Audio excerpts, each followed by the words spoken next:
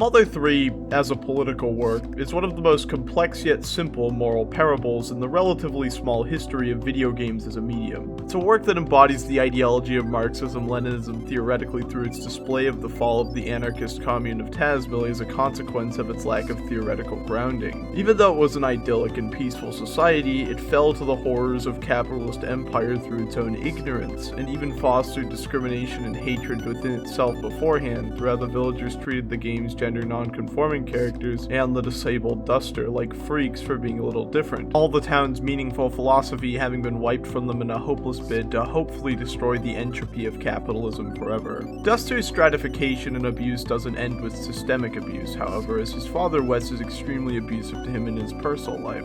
Wes is a complicated character due to this abuse, because while he is an awful person to Duster, he is also one of the most resourceful and important characters within the text of the main cast, and is the biggest force of Imperial opposition in the town prior to the main character's spiritual awakening around the game's midway point. While Wes is a horrible individual, he is key to the success of the heroes in the work, and this is one of Mother 3's most subtle yet important contradictions. Wes is both a hero of the revolution and a despicable person in his private life.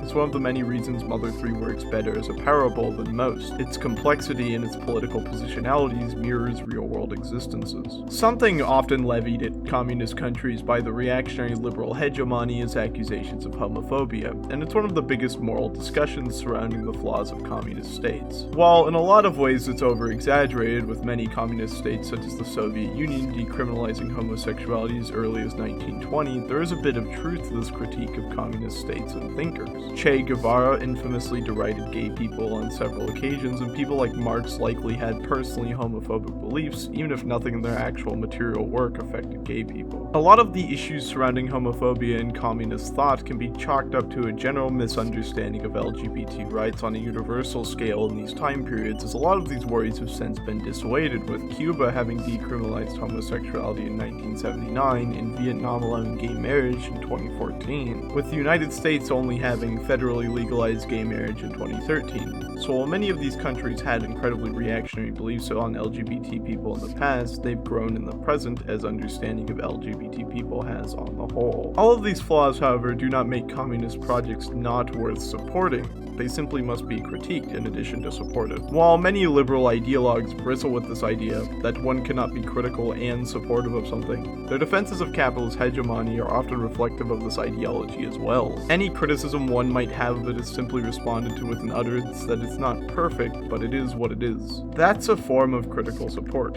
even if it's an ideologically simple one that doesn't offer much meaningful critique. There are aspects of the regime they agree with and parts they don't, and they support it anyway. To bring all of this back to Mother 3, that leaves Wes as an interesting examination of how revolutionary individuals can be deeply flawed individuals in their personal lives. There's a complex balance that has to be struck.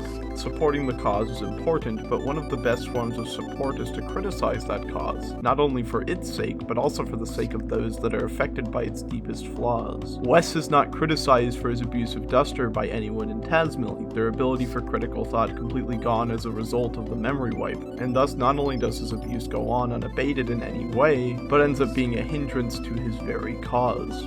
Had he not abused Duster, perhaps the egg of light that he and his son were supposed to guard would have been found much sooner, and the knowledge inside it able to save the people of Tazmily from the imperialism that their ignorance led them to. Some of the things Wes did are horrible, but he still ended up being a useful ideologue in the narrative of Mother 3, and that juxtaposition is a fascinating and old one. Historical communist revolutionaries who did great things also had aspects of them that were harmful, and that is a dichotomy that will continue to exist as long as humans do. Humans are humans, and existence is an eternal struggle against our own flaws, regardless of how well-meaning we are.